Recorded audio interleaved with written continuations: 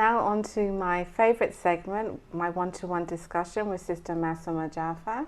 Assalamu alaikum. Walaikum salam wa rahmatullah. How are you? Alhamdulillah, thank you. Good, good. I wanted to ask you a really pressing question. What are your thoughts on sex education being taught in schools, especially with children as young as 4 or 5? What is the Islamic perspective on teaching things such as that? There is actually no Islamic perspective given as such in that, what age it should be taught at. I think it's sensitive to the needs of the children, and obviously the parents would know best when is the right time to teach their children. The problem is most parents would shy away from it rather than actually talk about it. Well, why do you think that is? Do you think it's an Islamic thing? Do we sometimes get overly go overboard with the concept of modesty and being appropriate, or do you think it's I don't think it is to do with an Islamic perspective, because if a mother is talking to her daughter about it, there's no modest issue as such there. I think it's more cultural than Islamic. Okay, but if it is cultural, why haven't we broken down those barriers yet? I mean, with every culture, I think sometimes it's left and it's presumed that, before someone gets married, they'll find out when they get married. And, it might be a bit awkward then and maybe traumatic for some people. So why isn't there a push to, Islam covers every aspect of life. Isn't there a push to, reclaim our power, and our bodies are not something to be ashamed of? For sure. I think there is. I think as we're sort of realizing that, if we do not talk about it with our children, it is something that they will find out either from schools, from their peers, or from the internet. And, it would make sense for parents actually to sit down with their children and talk about it and give them the Islamic perspective. I think that is the duty of the parent, to actually make sure that the child knows what is allowed and what is not allowed from an Islamic perspective. And do you think we do a good job of that in our madrasas and is that really covered? I'm just trying to think of syllabuses that I've looked at.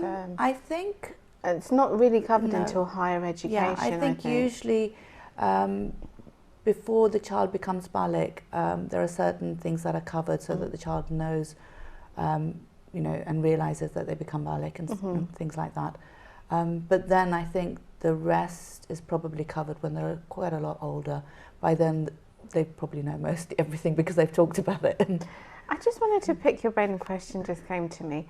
In regards to teaching sex education, correct terminology for body parts, do you feel that Islamically this should be taught by, so boys being taught by boys, girls being taught by girls, or do you think it matters at a certain age as to who imparts the education? I think it would be better for a male teacher to talk to the boys than for a female teacher to talk to the girls if it was going to be taught in schools. And also I think we've got to realise that the schools will teach what is in the curriculum, but not the moral aspect, not the Islamic aspect.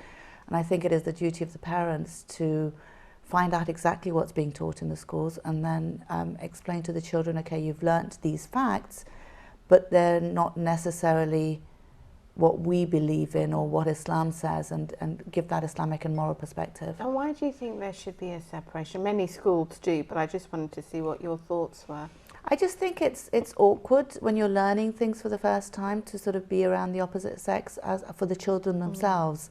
And if they have any questions, then the ones who are a little bit more shy wouldn't actually ask those questions in front of, they would find it difficult enough asking in front of the same sex, let alone in front of the opposite sex. What about the madrasa situation? Because, for example, I know of a person who is hard of hearing, and she had a son, and he was being taught in madrasa by her, actually.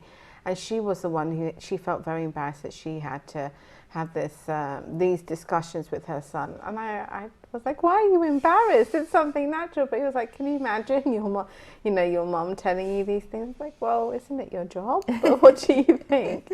I honestly, I think how it depends on which culture you come from and how embedded that culture is within you.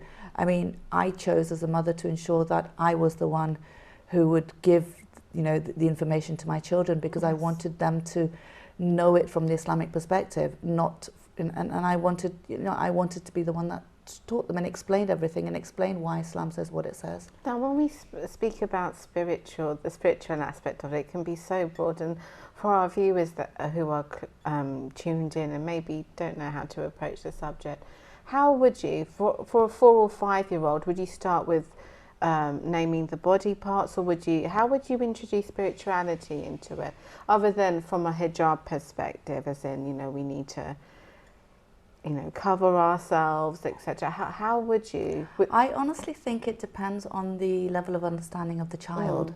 I handled it on a one-to-one with each one of my children at a different level, depending on their understanding and the questions that they had.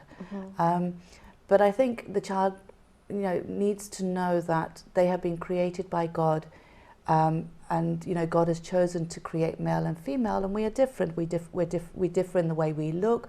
We differ in the way,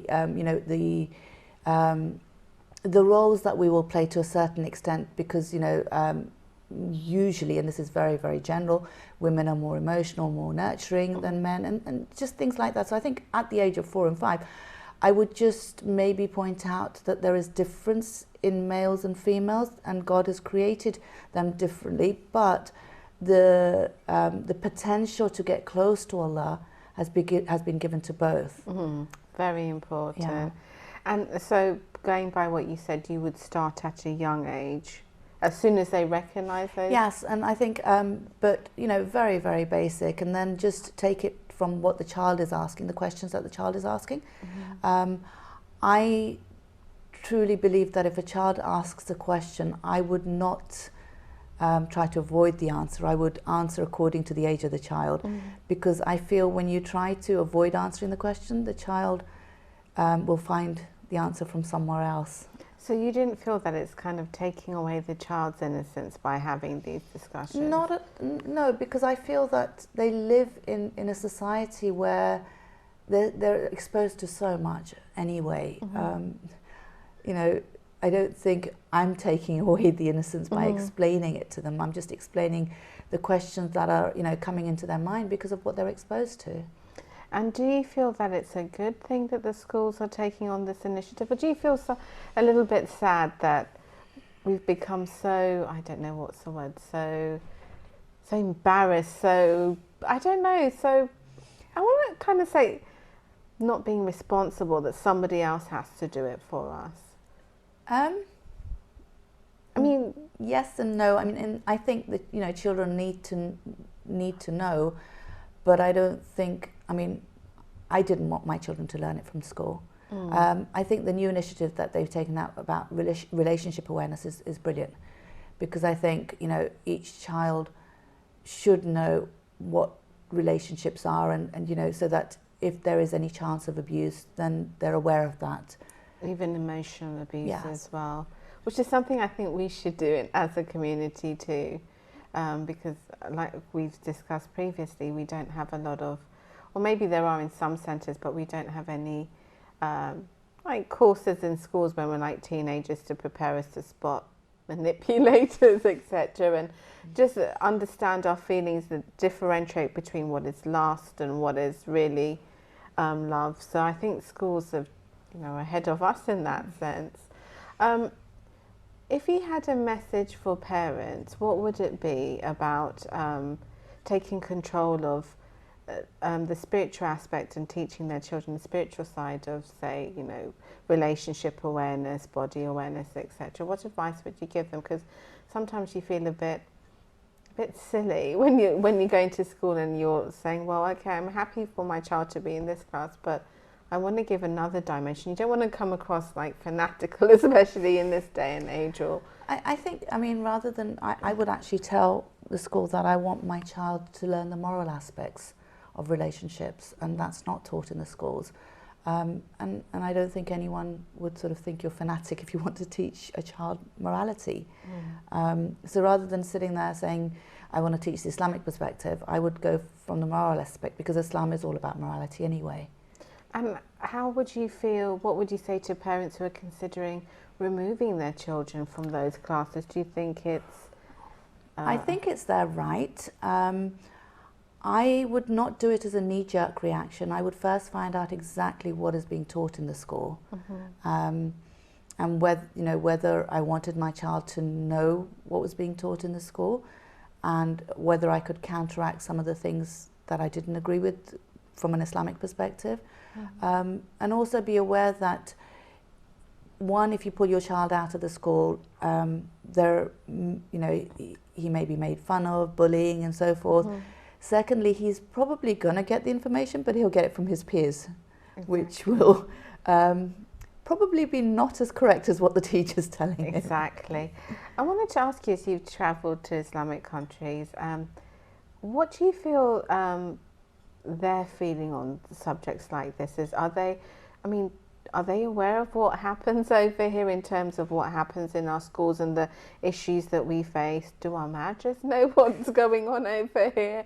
I mean, are they clued up, or is it just a cultural thing that's coming through over here that, just pretend nothing's happening and keep calm and carry on? I think the problem we have is when we look at the marja, we see him as a very old man sitting in his house and not leaving his house and just studying and not actually having lived life. What we're not aware of is that he has representatives all over the world who are feeding back to him what's happening in that part of the world. So he's very aware of what's happening in the West. For